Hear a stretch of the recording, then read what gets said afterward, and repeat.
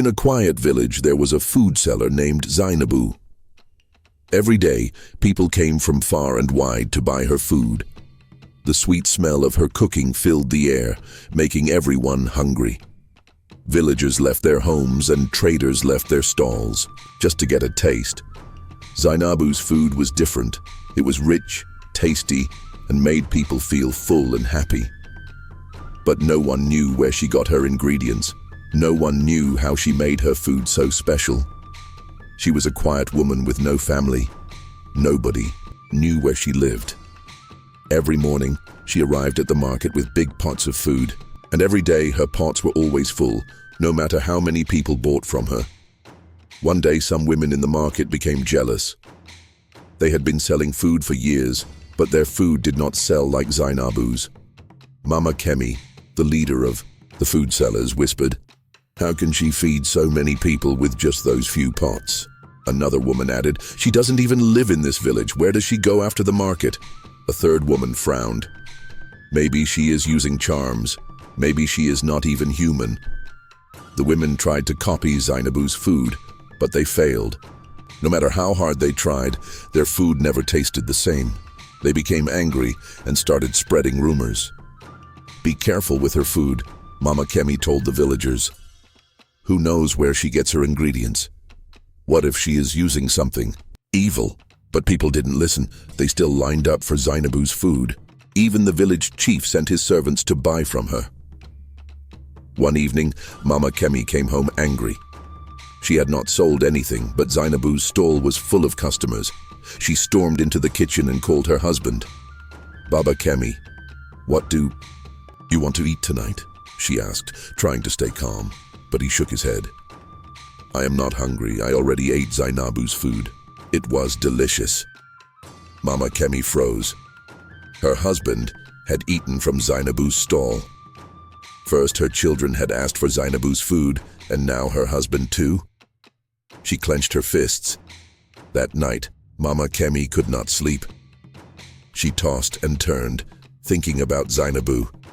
By morning, she had made up her mind. Something had to be done. At the market, she watched as Zainabu arrived and people rushed to her stall. Even Baba Kemi went to buy food from her again. Mama Kemi's anger boiled. She marched straight to Zainabu's stall. "Zainabu," she shouted. The market became quiet. Everyone turned to look. Zainabu looked up. "Yes, Mama Kemi. You must stop selling food to my family," Mama Kemi said. "My husband and my children love your food more than mine. They don't want to eat from my pot anymore. It's not fair." Zainabu stayed calm. "Mama Kemi, I did not force them to come. They buy my food because they like it." Mama Kemi grew angrier. "You think you are better than us? You take all our customers." "I wake up early and cook, just like everyone else," Zainabu replied. "People buy my food because they enjoy it." Mama Kemi did not know what to say. She turned and stormed away. That night, after the market closed, Mama Kemi hid near Zainabu's stall. She wanted to see where Zainabu went after the market. After a while, Zainabu picked up a basket and walked down a narrow path. Mama Kemi quietly followed her, staying hidden. The moon shone brightly as she watched Zainabu move through the village. Where was Zainabu going? What made her food so magical? Mama Kemi's heart pounded as she got closer. The quiet night surrounded Mama Kemi. As she followed Zainabu, they had traveled far from the village, the moonlight casting eerie shadows on the path. As they walked through the dense forest, Mama Kemi suddenly stopped in her tracks.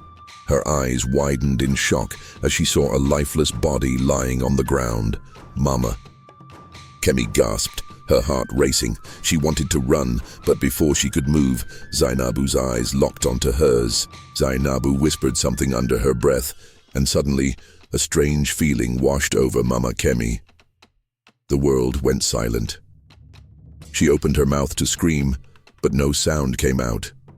Zainabu stood still, her face calm but serious. "You should have stayed away, Mama Kemi," she said. Though Mama Kemi could not hear, she saw the warning in Zainabu's eyes. Panic filled Mama Kemi. She had lost her voice and could not hear anything. She stumbled back, trying to escape, but Zainabu's gaze held her in place. "Now, you will understand what it means to be alone," Zainabu said softly. Tears ran down Mama Kemi's cheeks.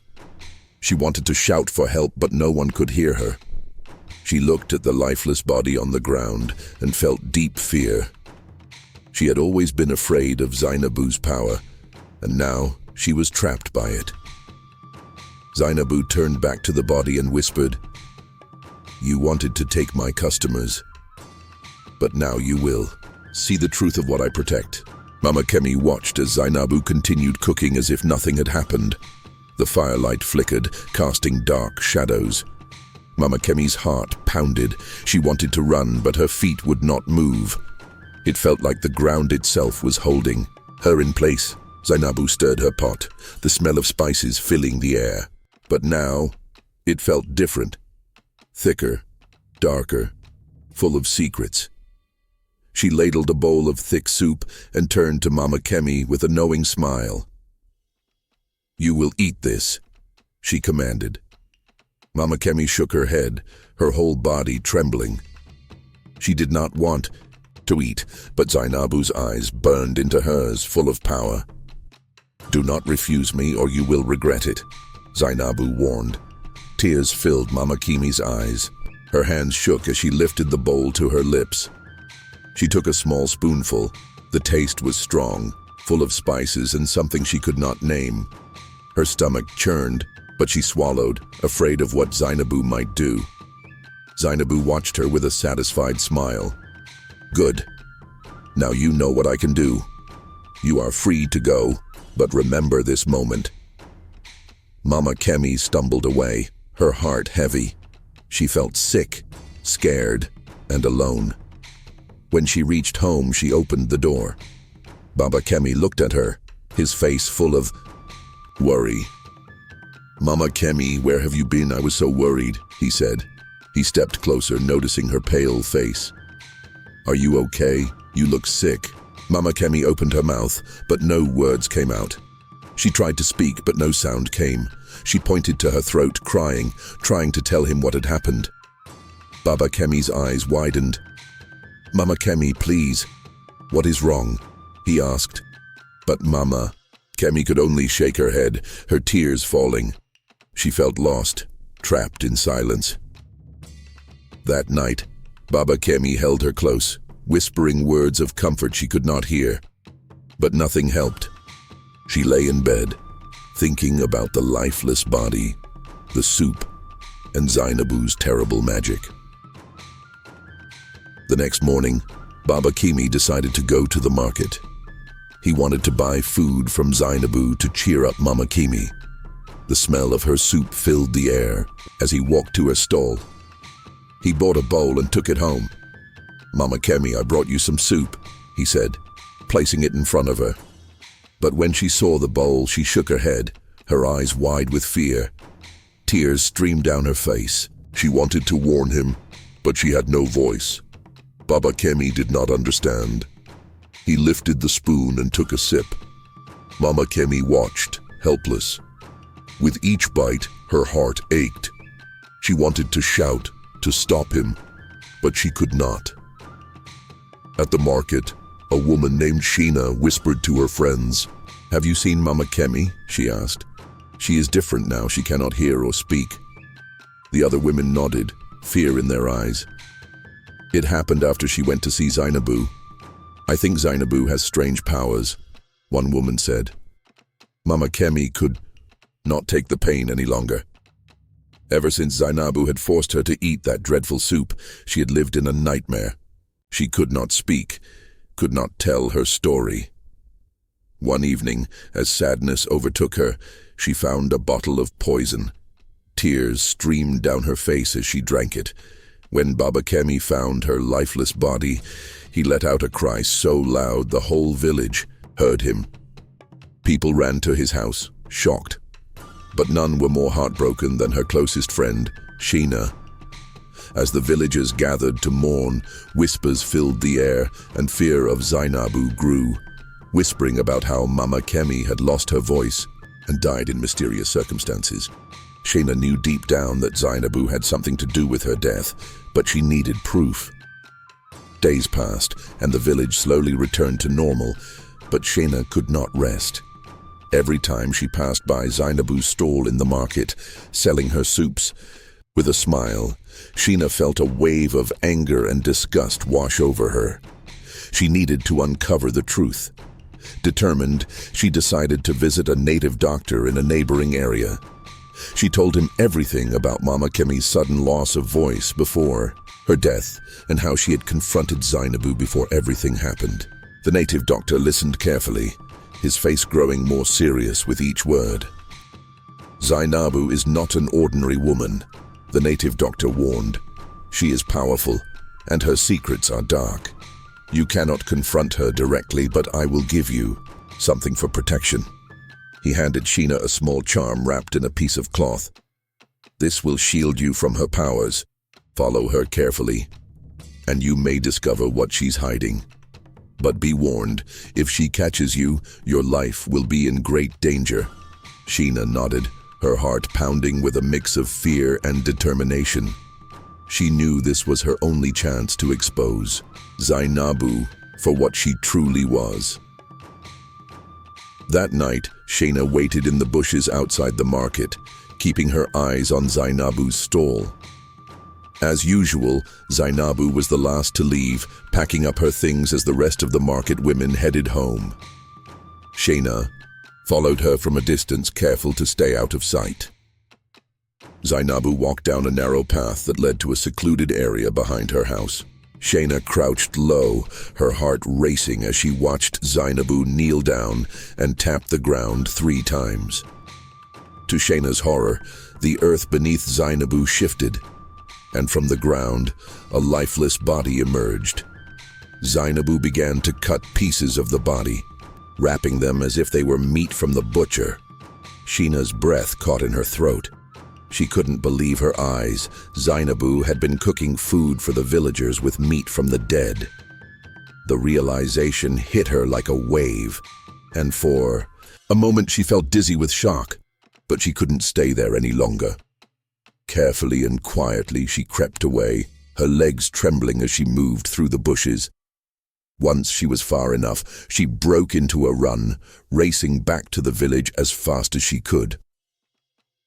The next morning, Shena gathered some of the village youths and told them everything she had seen. Some were horrified, while others looked at her with skepticism. "Are you sure, Shena?"